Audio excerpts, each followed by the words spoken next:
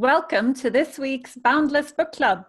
You are here with Ahlam, Annabelle, and me, Andrea. And on a normal day, you would find us in the office at the Emirates Literature Foundation in the beautiful historical Shindaga area of Dubai. Working from home has made us appreciate our unique setting more than ever. And it's made us think about the types of books that are so saturated by their unique settings that they really couldn't take place anywhere else. So the type of stories that make us feel the wind in our hair, or where we can smell the wood burning while our eyes water from the smoke. So today, we are going to be putting fiction in its place. It was really fun looking at books and trying to come up with something to talk about today, because there are so many great books that just really bring the setting to life in a way that it's like being there in person, which obviously we are missing now. So the only way we can really travel at the moment is through literature. So I think it was only a matter of time before one of our episodes was about that in some way, shape, or form. But when I think about geography and its relationship with fiction, I often think about kind of why certain places have an impact on particular genres. And one of the first things that came to mind, I think, for a lot of us is Scandi noir or Nordic noir. And I wondered if you could shed some light on why that is and why those two have become so associated. Given that you're our Scandinavian representative here today. Our resident Scandi. Okay, so yes, really great question, Annabelle. I think Scandi noir is, it surprised me that it became such a massive global phenomenon, but it must resonate with people. And for me, so I was quite keen to dive into it today for this episode, because I obviously have that Scandi noir, not just in my blood, but in my bones, which is where you feel the chill when you've been cold for many, many years, in a long, long stretch of time. So I think the unique combination of cold and dark for such a long time has a serious impact on the human psyche. We know this. People get depressed when they don't see the sun for a long period of time. And in Scandinavia, we have in Sweden, it's quite a big country with not that many people outside of the capital city. So if you go to the north, you could be driving for hours without seeing people.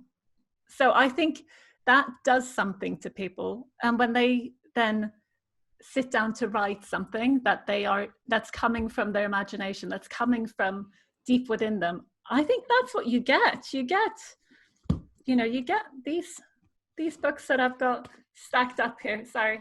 So I've got. So what kind of books? Tell us.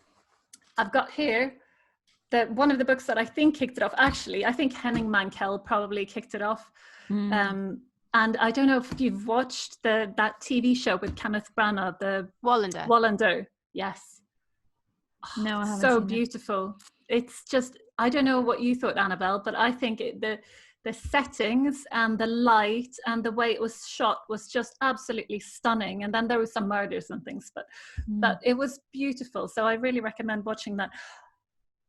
I don't actually recommend reading his books that much, but I know lots of other people do, so he probably doesn't mind. Well, he probably wouldn't mind if I said that, because he has enough people who love him around the world. Well, I'm interested though, because he is, especially when it comes to writers that a lot of people find popular, it is interesting to find people who are like, actually, it doesn't really resonate with me. So what is it about his books when you read them that you think maybe come across better on screen?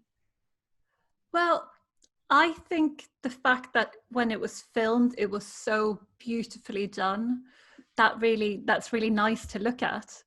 And I've only read one of his books, which is this one. And I read it in Swedish. And it was just it's probably not his best, but it was a bit boring. And I think if you're looking at something very, very beautiful, you can take a little bit of boring. What's the title in Swedish, and what does it mean in English?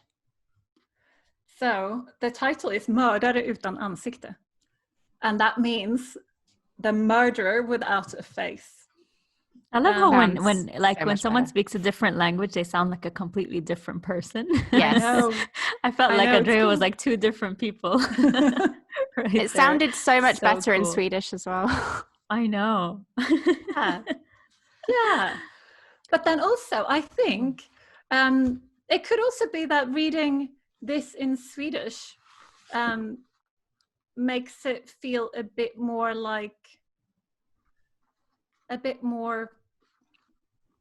boring, because I grew up there and it's a place I'm from, and I'm used to reading in English. So I associate, I associate all the great works of literature that I've read in English. Right, so should I just do a little very, very quick pit stop tour of some Scandi noir? Yes, please. So The Girl with the Dragon Tattoo is one of the biggest selling books of possibly this century. Huge. They even have in Stockholm, they have walking tours of Stockholm that follow the path of this book. Oh, the plot awesome. line, I know, it's crazy.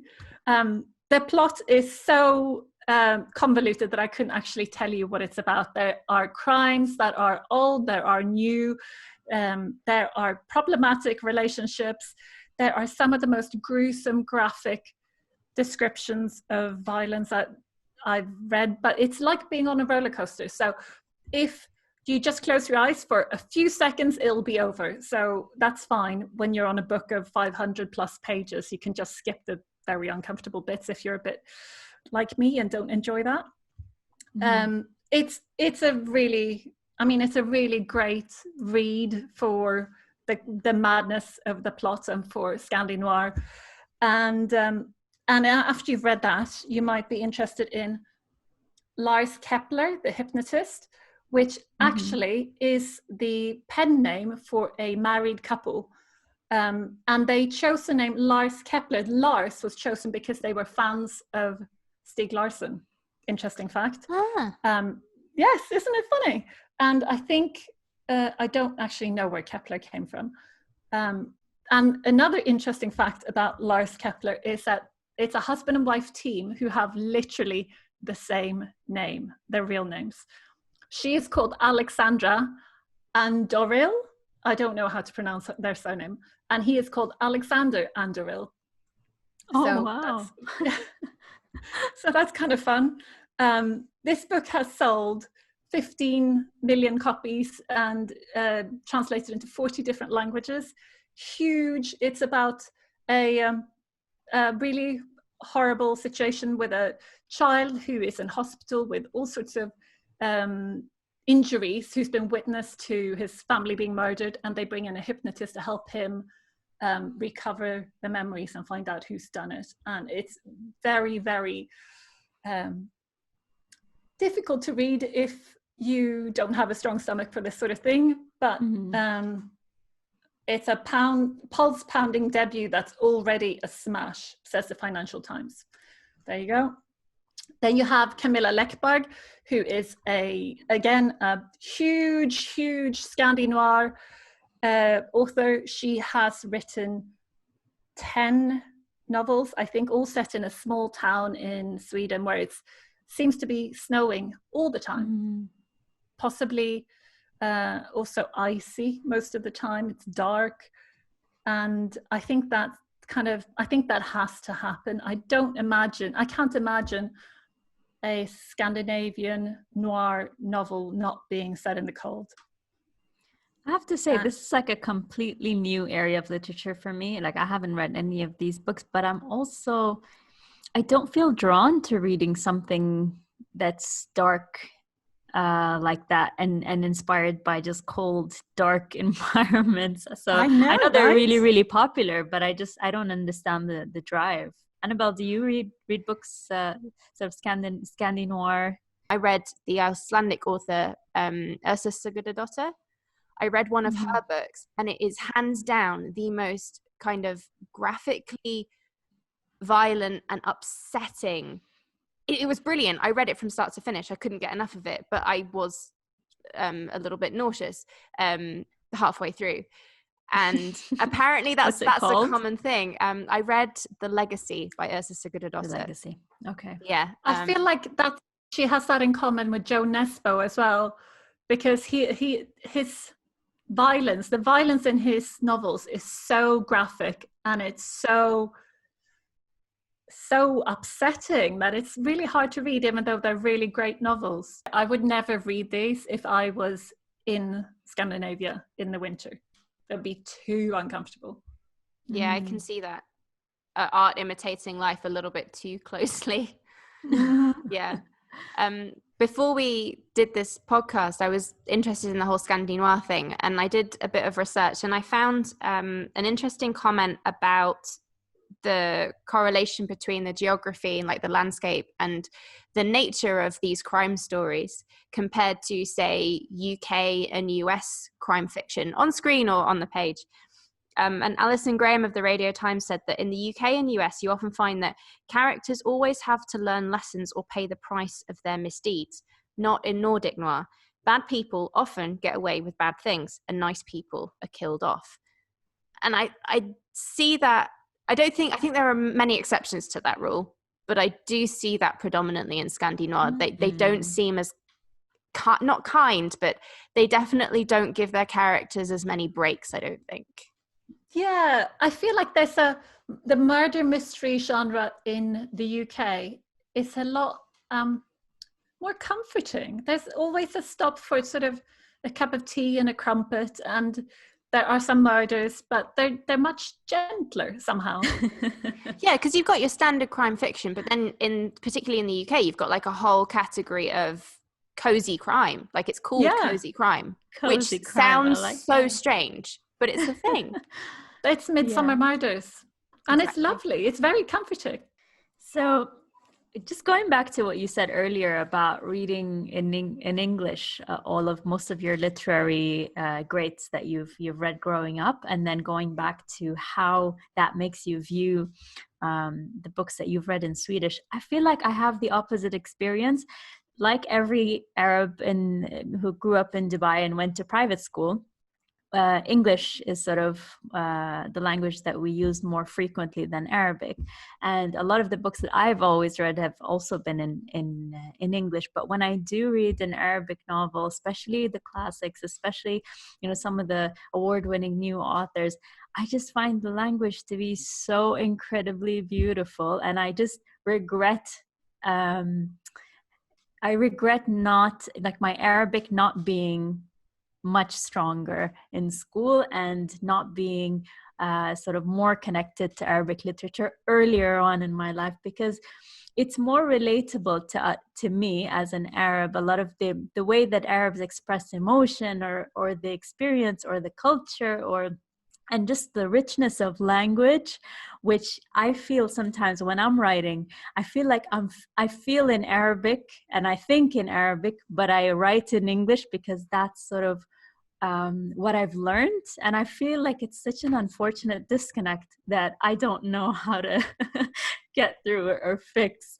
But maybe with time, and on the subject of your environment affecting literature, a lot of the new Arabic literature that's come out in the past few years are very much related to sort of war situations, war zones, and being misplaced and refugee status and things along those lines.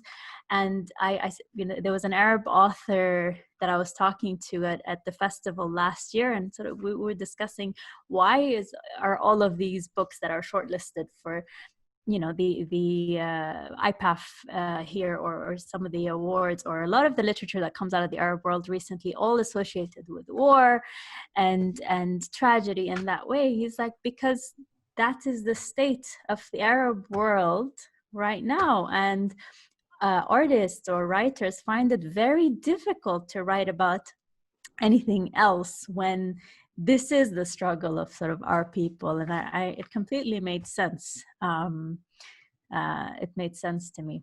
But that's not the subject of what I'm going to talk about. I'm going to go way back to the influence of Arabs and Islamic rule on Spanish literature. Islam ruled in Spain from 711 to 1492, right? And then there's lots of effects, but I think what I wanted to choose for today is one very iconic piece of literature. So Cervantes' Don Quixote, which was considered the first modern novel and a book that is known to be one of the most influential works of fiction ever written. And it's sort of, paved the way for a lot of European literature after that, and world literature as well. And so Cervantes wrote this about 113 or 115 years after the Islamic rule. But what's important to note is that he was imprisoned by the Berberi people of North Africa, so in the prisons of Algiers. And when he was imprisoned there, it's been noted that that's when the story of Don Quixote came to him. And he says often in the book that actually I'm not the writer of Don Quixote, and there's a character, Sidi Hamet Benengeli. I don't know if I'm pronouncing it right, but Sidi Hamet comes up in the book as in the beginning of the 9th chapter as so he says, I found the Arabic manuscript called The History of Don Quixote of La Mancha, written by Sidi Hamet Benengeli, an Arabian historian. So he talks about finding these manuscripts. And if you look at the link between the story of this chivalrous knight who goes out and fighting injustices of every day, there's a lot of similarities with the story of Antar, the sort of rip-lipped, poor half-breed man who is a knight, goes on to become a knight of knights, and he's going out to fight for the love of Abla, which is also his cousin. But there's a huge theme of chivalry there, and these are sort of stories derived also from the tales of Arabian Nights, because even though when you put the timeline together, you look at, Arabian Nights was popularized in Europe sort of in the 18th century, but actually it's been said that the original manuscripts were discovered earlier on during the golden age of when the Muslims were in Spain. And so you can see a lot of themes that carry through in his book. But I love what Manguel said in his article. He says, whoever Cervantes was and whatever he might have thought about Spain and its politics ultimately matters little.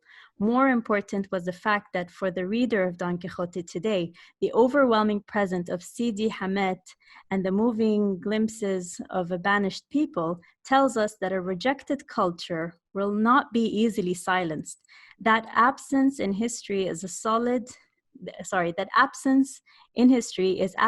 as presence, and that literature is often wiser than even the wisest of its practitioners.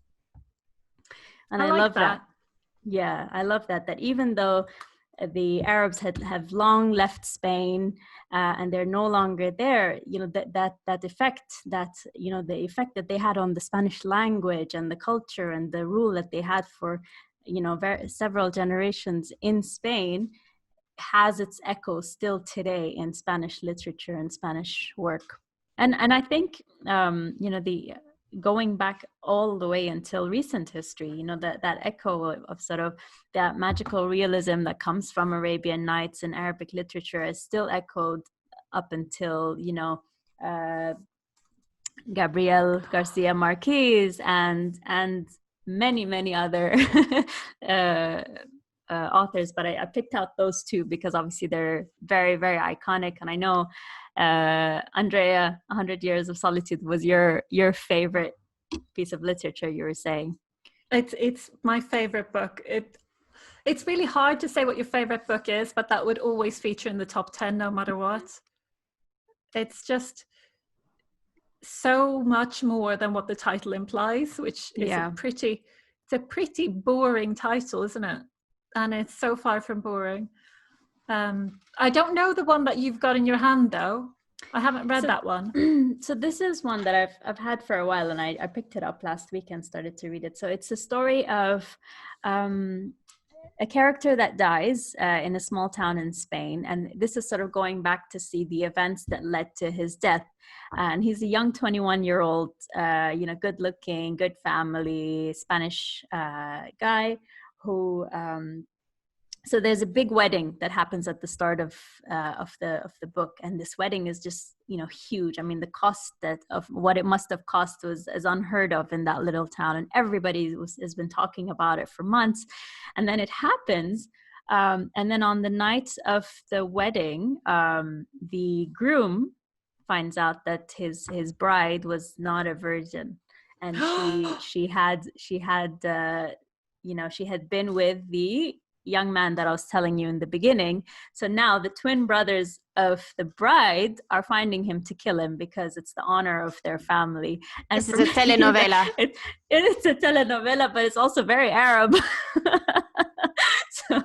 So I was like, oh my God, like these guys are and just I guess I don't know, it must be like cultures around the world who obviously view the honor related to that in that way as well, but certainly Arabs do. But it's more the sentence structure and the way that the narration of Gabriel Marquez is similar to how the tales of Arabian Nights are told, and that's what I think is very noticed when with literary criticism. And it makes sense to me that a lot of Latin American works and Spanish literature has been translated into Arabic, because it feels like a natural transition. Do you think there's something in the Latin novels having such a strong family culture? If you read 100 Years of Solitude, it's all about this family, right? Yeah. And then these families that then become so intertwined that the baby's born with a pig's tail, which is one of my favorite bits of literature ever. I think the original patriarch of the family is married to his cousin, right? So that's the beginning of it all. Yeah, there are quite a few cousins, I think. But yeah, do you think it's that strong focus on family that brings them together and makes them resonate halfway across the world? Yeah, I think so. I think it's that, but there's a lot more of that sort of deeply rooted narrative and mentality that's come from Islamic rule and their language as well. I was looking online, and there's close to 1,000 words that are similar or identical to Arabic words. That's a lot. That's a huge synergy. So even if it's not sort of inspired by Arabic or Islamic ways, even the fact that the language holds so much of Arabian influence, it just is, even if they're not trying to make it so. That's amazing. So I'm learning Arabic on Duolingo at the moment. Is naranja? How's that going? Well, so. But is naranja orange in Arabic? No, it's burtaqal. Oh. Pantalon is pretty much the same. Pantalon, pantalon, it is. How funny. So, Annabelle, what have you got? Well, before I move on to mine, because it's kind of related, and because you mentioned Garcia Marquez, and when you talk about Garcia Marquez, you're obviously talking a lot, like you said, about random occurrences like the pig's tail and things like that. You're talking about magical realism, about strange things happening in, whether it's the stories I read Los Funerales de la Mama Grande, like Big Mama's funeral. Did you read them in Spanish? Yeah. Oh, awesome. And you can imagine still learning the language and then reading magical realism for my A-level was a little bit kind of like, well, you are going to learn the most difficult way possible with magical realism. This will be confusing. Did you have to go, is this what I think it is? Every couple of pages? So that's the thing. And that's why magical realism is so interesting to me, because I came at it from a background of understanding what was happening in my books, where the fantasy was fantasy and the reality was reality. And yes, they crossed over. Yeah, there were metaphors, there were allegories, all sorts of things like that. I understood those things. But magical realism was something far more subtle, where it was just completely taken for granted that these random occurrences would happen with reality, like meshed so closely together that you couldn't see where one stopped and one began. So reading it as kind of a foreign language became very confusing to me. And I remember reading the Garcia Marquez short stories and Isabel Allende's Eva Luna. Now, interestingly, going back to your comment about Arabian Nights, Eva Luna is a story about a woman called Eva Luna, and it's set from the 1950s to the 1980s in a Latin American country that is unspecified. And you see the same thing happening with Garcia Marquez as well, where everything happens in the town of Macondo, where in the short stories that I read, and it's an unspecified city, it's made up, but it has a lot of characteristics of things that will be known and familiar to anybody living in Latin America. And in Eva Luna, what happens is the character has this gift for storytelling. So the whole book is basically her story interwoven with her telling you more stories. And she influences the people in her life, and things happen because of the stories that she tells. And that book is actually about a modern day Scheherazade.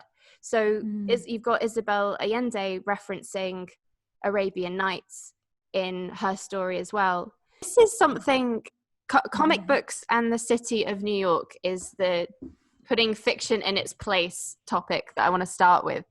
And it's because I think it's interesting to look at the origin story of a genre that is so known for its origin stories. And it doesn't matter whether you're a fan of comic books or not, you will have experienced or absorbed the world of comic books and their superheroes in some way, shape, or form if you've been to the cinema in the last century. 1930s New York is a really key date. It's the Great Depression. It's a terrible time. Everything's pretty bleak. Homelessness is on the rise. You've also got unemployment. Everyone's hungry. It's a terrible time. A third of the city, just for context, a third of the city's social service organizations were closed. So the number of people that you could turn to if you were struggling, minimal. The city also had abandonment issues, which I think is something that you see come up in many comic books and origin stories of various superheroes. Husbands and fathers abandoning women and children rose by 134% during the Great Depression. That's a lot. So this atmosphere and intense poverty meant that pulp fiction became incredibly popular. And one of those pulp kind of stories were these adventure magazines that were made for a male audience. And they cost a few cents at a time. And that is where comic books came from. So the people who worked on those ended up producing comic books.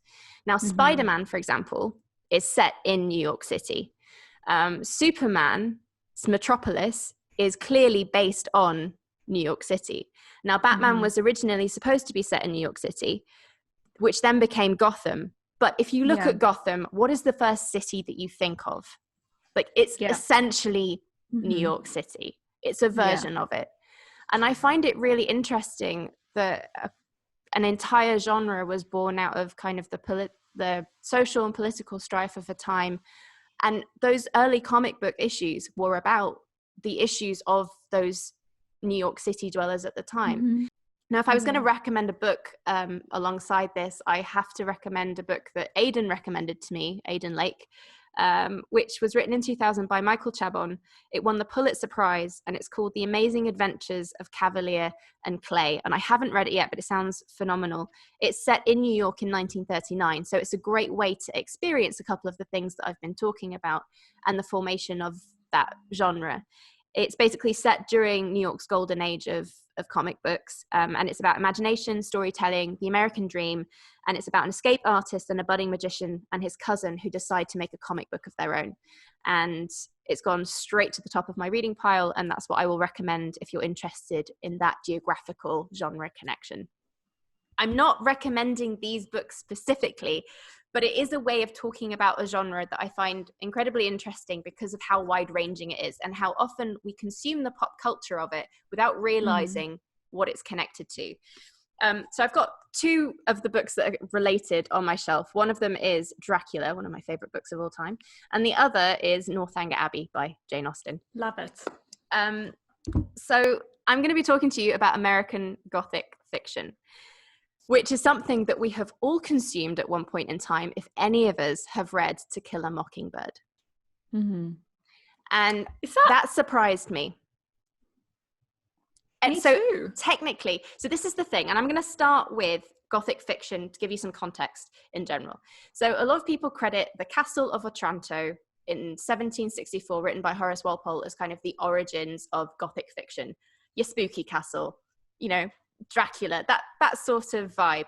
And it's really interesting when you start looking at Gothic fiction and you trace it later to the 20th century when it starts to move to the US, how things get slightly different. And there's kind of a US versus UK or European Gothic fiction thing going on.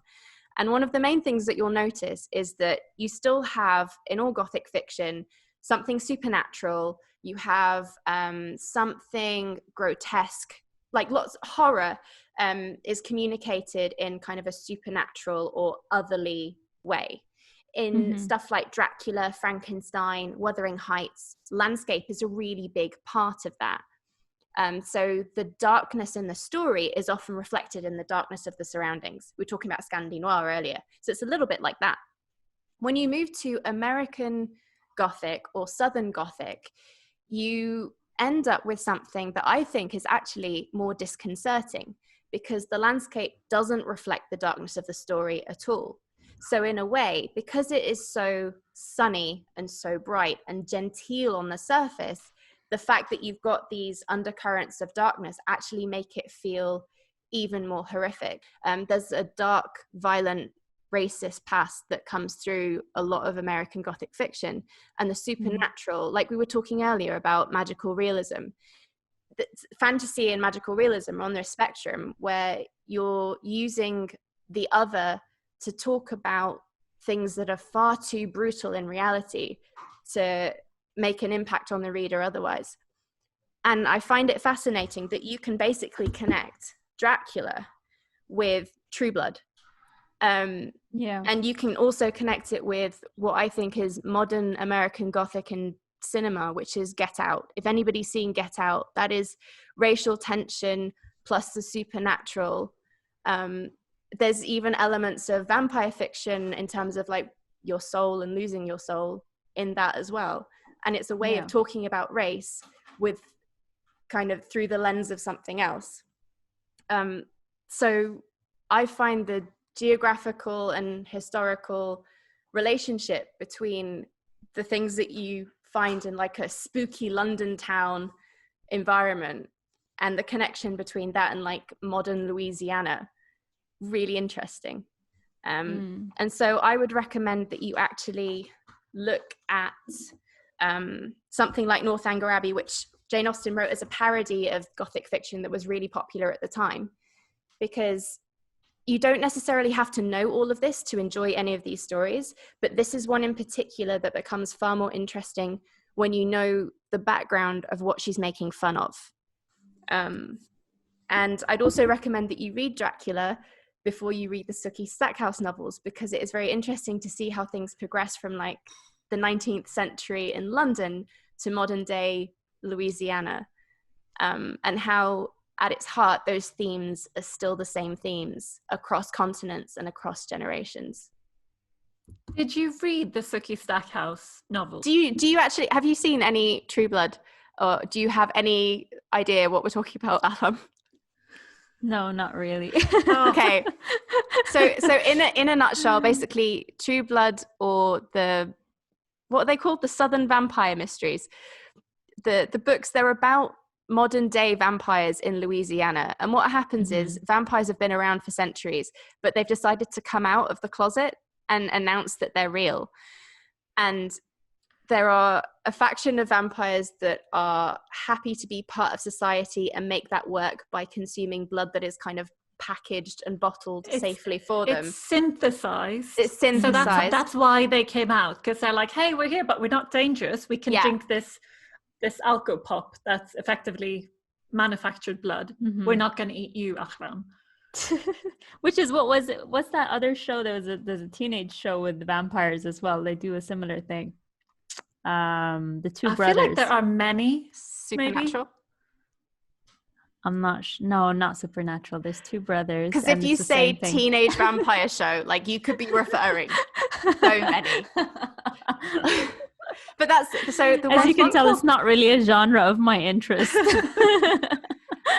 So the one thing I wanted to end on with this and our conversation about like fiction and Gothic and why it's relevant in now. There's an author and art historian called Noah Charney, and he said that the reason American Gothic works so well is that the themes are grotesque, the characters too, inside and often out, delusional, ignorant, self-righteous, evangelical, broken. And part of what breaks them, part of what makes America one of the scariest places in the world, is an explosive cocktail of a rage born of promises unfulfilled, a sense of entitlement denied, and the search for some other to blame. And that is what connects a lot of these books, that if I tell you the names of them randomly, To Kill a Mockingbird, Dracula, True Blood, you'll think, what really, connects them? That sounds quite vague. But I think it's that promises unfulfilled, that American dream that also comes up in comic books and its relationship with fantasy. And you even see it in TV shows like Breaking Bad, where there aren't any vampires or any supernatural element. Is it safe to say that we made the connection first on the Boundless Book Club? I doubt it. Breaking. Okay, fine. But perhaps I'm the first person to also mention the fact that there is another connection to Gothic fiction, in that one of the adverts for the show, or one of the episodes, includes Bryan Cranston reciting Ozymandias by Percy Bysshe Shelley. And Percy Bysshe Shelley's wife was obviously Mary Shelley, who wrote Frankenstein. Interesting. Fun fact I didn't need to know, Annabelle. Thank you very much. You can share your opinion. Let us know about a book that not only tells you something about a place, but makes you feel it in your bones. Or maybe you disagree with the selection. Let us know by emailing us on comms@emirateslitfest.com. Or you can send us a message on social media. We're on Facebook, Twitter, Instagram. If you're watching this rather than listening, you'll know that we're on YouTube too. And if you're listening to audio only, don't forget to hit subscribe wherever you get your podcasts. This has been the Boundless Book Club, putting fiction in its place.